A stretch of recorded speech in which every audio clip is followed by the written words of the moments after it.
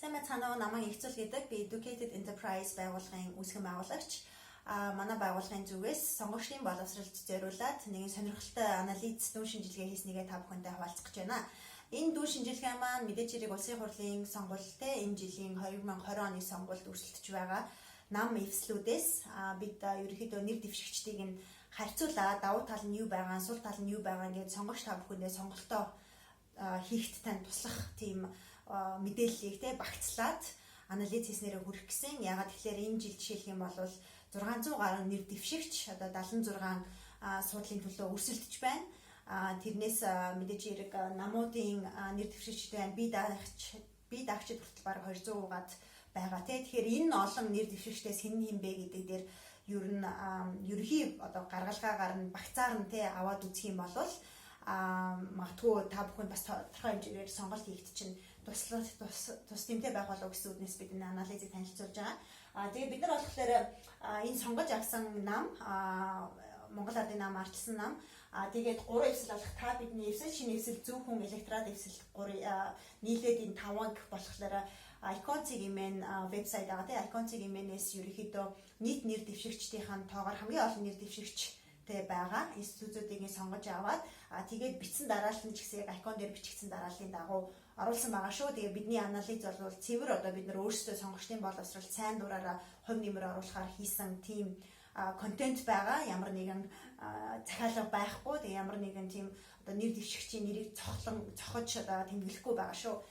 За эхнийх нь болохоор Монгол Ардын нам мэдээж тийм Монгол Ардын намын 76 нэр дэвшигчийн хувьд болохоор ерхий одоо зургаар нь хараад үзэхэд давуу тал нь бол төрийн албаны туршлага маш сайтай. Дийлэнх олонх нь бараг 70-аас илүү хувь нь ямар нэгэн байдлаар улсын хурлын гишүүн юм уу аль нэгэн засгийн газрын үед сайдын эсвэл дэд сайдын эсвэл ямар нэгэн одоо яаманд те төрийн албанд бол өдөртөх албан тушаалд ажиллаж исэн туршлагатай одоо төрийн албаныхаа аппаратыг сайн ойлгодог тийм нэр дэвшигчд байна гэж харж байгаа давуу тал нь сул тал нь болохоор мэдээж хэрэг одоо дийлэнх олонх нь төстөөдөө ажлын туршлагатай төстөөдөө замлаар явсан хүмүүс байгаад ирэхээр тийм нэгэн хэвийн уур амьсгал төрж байгаа тийм гэтэл энэ маань магадгүй одоо байнгын өөрчлөгдөж байгаа маш олон шинэ одоо төрлийн ковидаас ахуулаад тийм шийдэх асуудал гарч ирж байгаа энэ нийгэмд нэгэн хэвийн дүү ийм нэр дэвшигчтэй байх нь тодорхой хэмжээний бас юу гэдэг юм байгаа сул давуу талыг үүсгэх одоо магадлалтай. Тэгэхээр энийг бол яг сул байх уу, давуу байх уу гэдгийг нь бол мэдээж сонгогч болон та бүхэн өөрсдөө шийднэ. Бидний хувьд бол магадгүй энэ маань сул тал байж болох юм а гэсэн үгнээс сул тал руу оруулсан байгаа. За ардчилсан намын хувьд болохоор Монгол Ардын намтай харьцуулах юм бол дан одоо төрийн албаны туршлагатай нэр дэвшигчдээс гадна бизнесийн салбарынхнаас бол цөөнгөг оруулж ирсэн байгаа. Тэгэхээр мэдээж хэрэг бизнесийн салбарын хувийн хвшлийнхэн бол одоо төрийн гол одоо тийм орлогыг гэх юм уу төсвийг бүрдүүлдэг татвараа төлж тэгэхээр энэ хувийн хвшлийнхэн бол тодорхой хэмжээгээр яг хувийн хвшлийнхэндээ чиглэгдсэн бодлогын одоо баримт бичиг гаргах хууль эрх зүйн орчин бүрдүүлэхэд нь бол яг өөрсдөө дотор нь магадгүй орж ажиллах нь илүү давуу талыг үүсгэх болов гэсэн үднээс бид түр хувийн хвшлийн холимог төлөөлөлтөй гэдэг энэ шин чанарыг ардчилсан намын нэр дэвшигчдийн нийтлэг ер нь бол давуу тал байж болох юм а гэж оруулсан. Сул тал нь болохоор ардчилсан намаас нэр дэвшигчдийн дунд магадгүй өмнө нь өөр нам байсан ч юм уу эсвэл бол намын хариалгүй байж байгаад яг энэ удаагийн сонгуульд нэр дэвшихийн тулд ардчилсан намд гишүүнээр илсэн тэрийг нь бол угаасаа хүмүүс мэдж байгаа тийм хүмүүс бол цөөнгүй байгаа нэр дэвшигчд. Тэгээд тэдний ерөнхий нэг тийм дүр зургийг хараад тахад ерөнхийдөө олон аюу танигдсан хүмүүс байсан.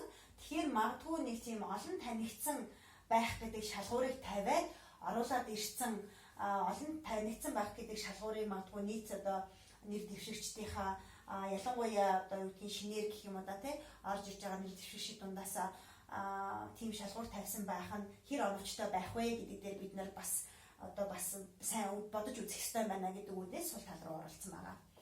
За дараагийнх нь болохоор энэ хоёр эвслийг бол бид нэр ерөнхийдөө ингээд нэр дэвшигчдийн шинж хий маягийг нэ ерөнхийдөө туршлага болон мэдлэг ур чадварыг нь өөрсдийнхөө үүднээс харьцуулж үзэхэд төстөөдөө байсан учраас нэг юм категорид оруулаад анализа хийсэн байгаа. Тэгээд та бидний эвслийн хувьд болохоор Монгол Ардын Хувьсгалт нам, Иргэний зориг ногоо нам, Монголын уламжлалын нэгдсэн нам гэсэн 3 намын нэгдэл эвсэл байна. Шинэ эвсэл нь болохоор Бүх найр амьдрах нам, Үнэн ба зөв нам, Монголын үндэсний ардчилсан нам, Шинэ нам гэсэн 4 намын нэгдэл эвсэл байна. Тэгээд та бидний эвслээс нийтдээ 74 нэр дэвшигч энэ удаагийн сонгуульд өрсөлдөж байгаа юм байна. Шинэ эвслээс нийтдээ 72 нэр дэвшигч энэ удаагийн сонгуульд өрсөлдөж байгаа юм байна. За тэгээд Монгол Ардын нам болон ардчилсан намтай харьцуулахад энэ эвслээс нэр дэвшиж байгаа нийт нэр дэвшигчдийг ингээд ерөнхийд нь дүр зургийг нь харахад зөвхөн төр хувийн эвшлийн төр хувийн эвшлийн холимог төлөөлөл биш, нэмээд иргэний нийгмийн төлөөлөл багтаж чадсанараа давуу тал болох юм байна гэж байж болох юмаа гэж бол бид харж байгаа. Мэдээж хэрэг одоо төр хувийн хөвшил бол хамтын ажиллагаа нэмээд энэ иргэний нийгмийн байгууллага болох иргэний нийгмийн байгууллагад багтдаг төрийн бас байгууллагууд, судалгааны байгууллагууд, өөр бусад янз бүрийн мэргэжлийн холбоодууд болон ихтэй сургуулиуд бүгдээрээ энэ иргэний нийгэмд бол иргэний нийгэм буюу civil society тодорхой хэмжээгээр харьяал өгдөг.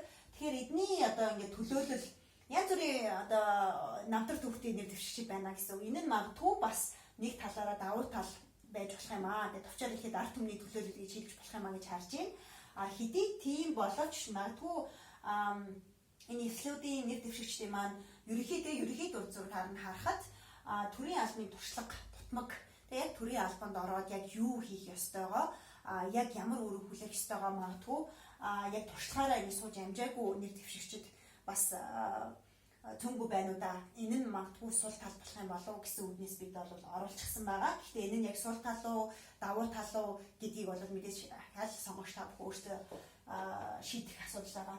За хамгийн сүүлд нь болохоор зөвхөн электорат эвслээс 53 нэр дэвшигч өрсөлдөж байгаа юм байна. Тийм болохоор бид нар хамгийн сүүлд нь оруулчихсан байгаа дүгнэлтэндээ.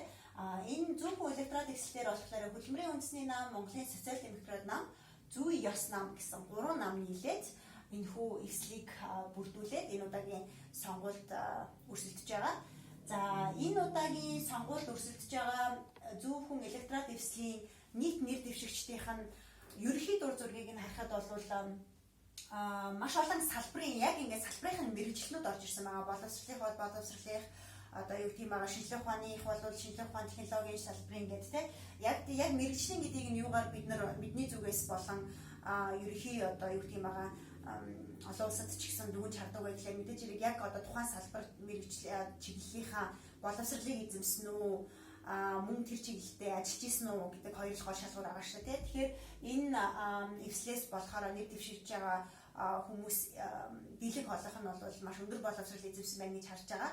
Хоёроос дээш зэргийг зарим нь бол Монголдо болон гадаадад эсвэл зарим нь болохоор гадаадад эзэмсээд эсвэл Монголдо эзэмшээд ямар нэгэн байдлаар бакалавр, магистр, докторийн зэрэглэлийг хамгаалсан тийм нэр дэвшигчид бол маш олноороо байсан. Тэгэхээр энэ зөвхөн электорал эвслийг нэг талаараа мэргэжлийн баг мэргэжлийн нэр дэвшигчид мэргэжлэнүүдээс багтсан нэр дэвшигчид илгээж байгаагаараа давуу тал байж болох юм а гэж бидний зүгээс харж байгаа. Сул тал нь гэх юм бол та бүхэн бас харж байгаа бусад нам эвсэлтэй харьцуулахад нэр дэвшүүлсэн хүнийхэн тоон хүртэл арай цөөхөн одоо магадгүй зарим жижигвтер эвсэл энтертэй харьцуулахад арай олон байгаа ч гэсэн ерөнхийдөө ингээд томоохон гэдэг категорид аваад үзэхээр хамаагүй цөөхөн байна 53 гэдэг.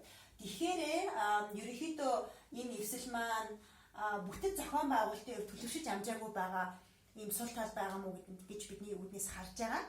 Одоо 3 нам нийлээд жишээлх юм бол 53 нэр дэвшигчийг гаргаж ийна гэдг нь магадгүй одоо бүтэц зохион байгуулалт нам эвслийн харьяаллын хувьд бол төлөвшөж амжаагүй гэсэн тийм сул тал байж болох юм а гэж бидний үүднээс дүгнж байгаа. За тэгээд энэ бол ерөнхийдөө ахаад хэлсэнчлэн бид нар яг цэвэр одоо нийгэмдээ ялангуяа одоо залуучуудаа мөн энэ шинээр гарч ирж байгаа эвслийн талаар мэдлэг мэдээлэл зэгцтэй мэдлэг мэдээллийг хайж авч исэн сонгогч олон та бүхэндээ өөрсдийнхөө зүгээс хувь нэмэр болгох үүднээс хийсэн ийм ерөнхий дүгнэлт анализ байгаа. Тэгээд та бүхэнд магадгүй бас хэрэгтэй санагдсан бол бусадтай хуваалцаарай. Манай энэ контентыг шеэрлээрэй. Энэ мэтчилэнгийн нийгэм рүү чиглэсэн нийгмийн асуудлыг ингээд асуудалтай холбоотой янз бүрийн судалгаа дүгнэлтийг ингээд товчхон хийгээд ойлгомжтой байдлаар тайлбарласан контентуудыг бид бас цаашдаа хийх болно. Тэгэхээр та бүхэн бас манай Educated цэгийн пэйжийг дагаарай гэж урих байна.